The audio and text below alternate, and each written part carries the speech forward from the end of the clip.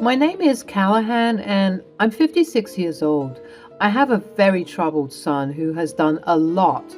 And this is the story of how I cut him off due to his antics. I had always prided myself on being a good single father. From the moment my son Merrick entered this world, I made a promise to myself that I would do everything in my power to provide for him and guide him toward a successful future. But sometimes life has a funny way of taking your best intentions and turning them upside down. Any good parent who has a troublesome kid will tell you that the guilt and shame they carry for not doing a good enough job will eat them alive. And for a very long time, I too felt those emotions. I blamed myself for how my son turned out, even though I gave him everything. But at some point, as an adult and as a human being, you get tired of coddling people who constantly spit on you, even if they're your child. Merrick was always a handful. As he grew older, he became more and more rebellious, prioritizing partying, drugs, alcohol over anything else. I tried my best to steer him in the right direction. I gave him job opportunities, and I was able and willing to pay for his college tuition. I tried my best to instill in him the values of hard work and responsibility. Yet no matter what I did, it seemed as though he was determined to follow his destructive path. Eventually, I made the difficult decision to cut Merrick out financially. It was a tough love approach, hoping that he would hit rock bottom and realize the need to turn his life around. Little did I know, that decision would only drive a deeper wedge between us. I remember that night so vividly. Merrick stood in the living room, his eyes filled with resentment and anger, and the tension in the air was palpable as we faced off against each other. "So, this is what it's come to, huh? You're really going to cut me off, old man?" "Merrick, I've given you so many chances, so many opportunities to turn your life around, but you keep wasting them over and over again. I'm done. You're an adult. I can't keep coddling you." "Opportunities? What opportunities? All I see is you trying to control me, trying to mold me into your perfect little image. Well, newsflash, Dad. I'm my own person and I don't need your guidance." "It's not about control, Merrick. It's about wanting the best for you. I've watched you throw away your potential and squander every chance you've been given." "Oh, excuse me, Father of the Year. You think you're so high and mighty, don't you? You think you're better than me? You should worry about yourself. You're a single old man and you're gonna die alone. You're just a washed up old man. Tell me who's gonna take care of you when you're shriveled up and dying if you're kicking me out now." "Merrick, please. I've worked hard to provide for you, to give you a better life, but you need to take responsibility for your actions. I can't keep enabling you." "Enabling me? Is that what you think? Well, let me tell you something, old man. I don't need you. I'll find my way without your so-called help." The argument reached its boiling point, and in a fit of rage, Merrick broke some vases and stormed out of the house, slamming the door behind him. Left standing alone in the wake of the confrontation, I felt a profound sense of sadness and disappointment. When I first saw that baby's face, I never envisioned our relationship to be so chaotic and toxic, but I had to do what was right, even if it pained me deeply. Months went by and Merrick's life spiraled further out of control. I heard rumors of wild parties and reckless behavior. He seemed to be worse than before.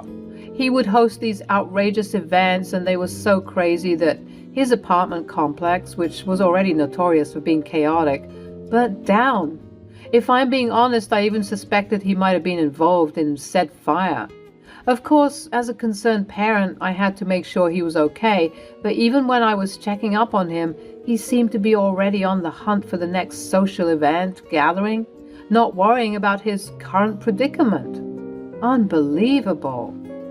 Not long after the fire at the apartment complex, Merrick showed up at my house unannounced and unexpectedly.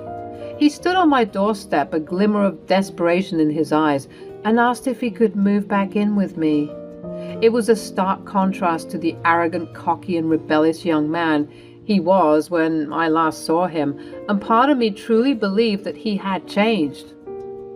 As much as I wanted to believe in this apparent sincerity, I was very cautious. Why should I let you back in here, after everything? Because I'm your son, and because you love me. Yes, that's very true, but how will I know that you've actually changed? We can't keep going back and forth like this, son. I'll prove it to you.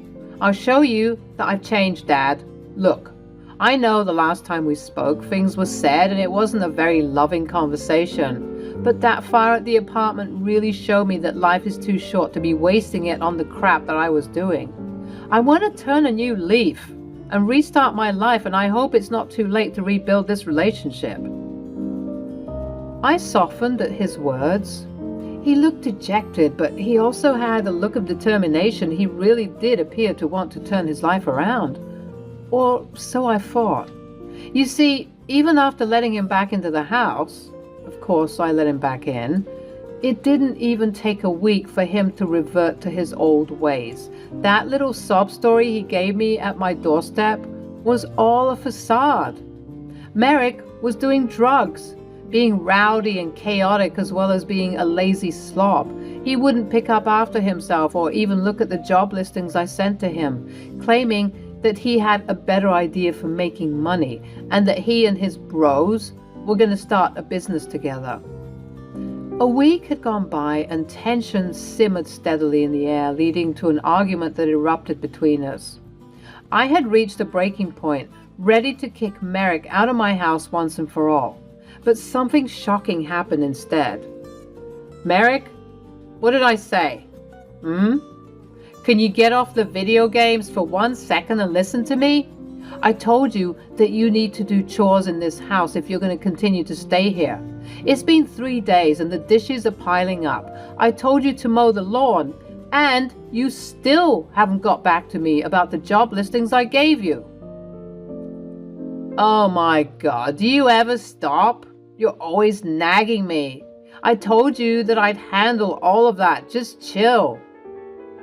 I can't do this anymore. You're bringing chaos into my home. It's time for you to leave and take responsibility for your own life now. Oh yeah? And where am I supposed to go? You think I have any other options? Merrick, this is your mess to clean up. I've tried to help you, but you keep repeating the same destructive patterns. It's time for you to grow up. Well, I can't leave, Dad. Why ever not, Merrick? Because I'm getting married. This news shook me to the core. For a second, time itself had stopped and I even felt a bit lightheaded. Trying to get my bearings and overcome with rage, I asked, "What the hell did you just say to me?" "I'm getting married, Dad, and I need a place to stay. I can't have my girl living in a dopey old apartment or a trailer park. It needs to be a house." "Oh, and are you intending that she stays here?" "Well, yeah." "No." "What?" "You heard me. I said no. How long have you ever known this girl?" 2, maybe 3 months. "And you want to get married?" "I'm sorry, but it's off." "We can't cancel the wedding, Dad. It's happening in 2 days." "What? Have you lost your mind, boy?" "What do you mean? I'm in love with her." "Merrick, this is madness. You barely know this girl. Getting married is a serious commitment. Are you sure about this?" "I know what I'm doing, Dad. Everly is amazing and we're meant to be together." "You're getting out of this house. And once you get your act together, I want to meet this girl that you're supposedly getting married to." "Well, I'm glad that you've said that because she's actually outside." "What?" "Yep, she's pulling up right now." I swear, with all of the crap that went on that day, I was about to get a heart attack. Merrick went to the front door and invited in his fiancée. "Okay, Everly, so this is the house. Welcome. I'd like to introduce you to..." Who the hell is that? As if I hadn't endured enough rudeness in my life, this spoiled brat wanted to come into my home and treat me this way? I was ready to catch a case. Oh, I don't know who that is. Just ignore him. Excuse me, Merrick? Must be the gardener. But why is he wandering around in the house? Shouldn't he be outside or something? You know what? You're right. Yo, gardener, get out of the house. And do your job now. I know you're not talking to me that way, boy. I would smack you upside the head. Ugh, how rude. You let the help speak to you this way, Mary? No, babe. No, I don't. Gardener, whoever you are, get the hell out of my house. You're fired. Your house? Yes, my house. A punk like you couldn't be able to afford this place. Get the hell out before I call the cops. To say I was grief-stricken would be an understatement. At that moment, I questioned the Lord and asked why my life had turned out like this. I was perplexed. I was hurt. I was furious. But most of all, I was just completely and utterly sad. I felt like there was nothing left I could do. This man, my son, my flesh and blood, denied knowing me to impress his bimbo fiancée and lied about owning this house just to impress her. I was completely at a loss for words. What are you doing just standing there? You heard him. Get out. I sent looks that could kill a man to both this Everly girl and my son. Both of them appeared to be fearful, even if only for a second. I was too angry to even reveal the truth. I knew that karma would get him soon enough. But as a father, I had to try at least one more time. I'm not going to embarrass you in front of your fiancé, but I'm going to give you the chance to be a real man and own up to your crap. If you don't, I'm walking out of the door and you will never be in my life again. A quick flash of fear crossed over Merrick's face, and Everly was looking confused as ever. Merrick said, I don't know you. Get out of my house. And with that, my heart had finally been broken, shattered into a million pieces. Even though I was hurting, I maintained my composure. I got a duffel bag of my most essential effects, and I headed out of the door without another word. I got into my car and drove away. A week had passed and I was in a new house.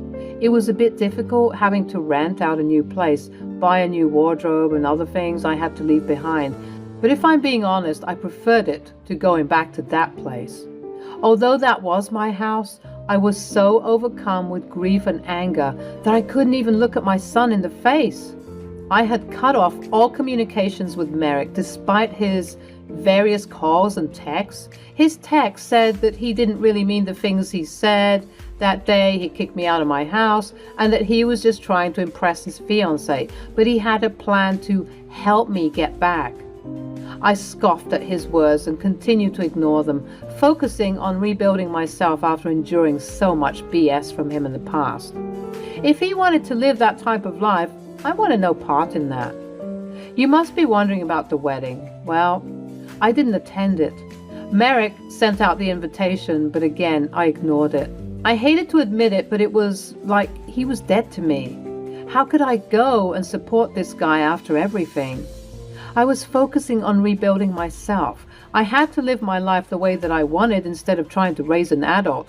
I was done doing all of that, and I planned on living out the rest of my days enjoying the wealth that I had accrued for myself, with no one to look after.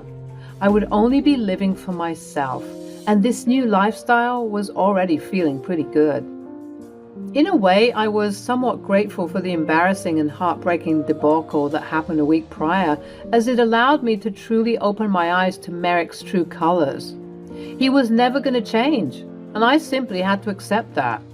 It wasn't fair on me to continue to cater to a man who didn't want to own up to his own wrongdoings. I was just glad that I gave him one final chance to come clean about everything and to be a responsible young man, and he, just like with every other opportunity, squandered it. I was done with him. I know it sounds awful to say, but honestly, I didn't care. He had exhausted me, and I was determined to enjoy my life instead of worrying about him anymore. He made his bed, and now he had to lay in it. Well, folks, this is proof of me properly and finally cutting this guy off because of what happened soon after. 2 weeks had gone by, and I was enjoying this newfound freedom. That was until the doorbell went off, and it was none other than Merrick at my front door. Oh, thank God I found you. I was running out of options. How did you find me? Come on, old man. Is that any way to greet your son? Son? Yes, I'm your son. That's funny. I don't remember having a son. Come on, Dad. Don't be like that. I'm sorry that I said that, but I don't remember having a son. Just a leech that I had to take care of. Wow, that cuts deep, Dad. Now stop playing and let me inside. No, I don't know you. Stop playing, Dad. I get it. I've learnt my lesson and now I need your help. No, I don't think so. I'm not helping you. I'm done, Merrick. I have nothing left to give you. Dad, you wouldn't deny helping your son, would you? As I said, you're not my son. Cut the crap, Dad. I'm struggling. Everly is crazy. She's a lazy slob and she's reckless. I didn't know anyone who could party harder than I could until I met her, and honestly, she's a lot to handle. We're arguing every day and the house is a complete mess because she doesn't clean. She doesn't cook. She doesn't do anything. Wow, I don't care. Now get off of my property. What? Dad, are you being serious? Yep, and don't call me that. What do you need me to do? Tell me and I'll do it. I'll get a job. I'll clean up. I'll get an annulment. I'll do anything. Just tell me. You'll do anything? Anything you want me to do. Okay, I want you to leave me alone forever. And I mean it, Merrick. I don't ever want to hear from you again. Merrick was crestfallen, trying to rack his brain for more excuses and more empty promises, but I wasn't having any of it. I gave you a chance. I gave you hundreds of chances, maybe even thousands. And each and every time you wasted them, you stopped being my son the second you kicked me out of my house. I mean, who even does that? I told you that I did that just to impress her. Geez, I didn't think you'd take it so seriously.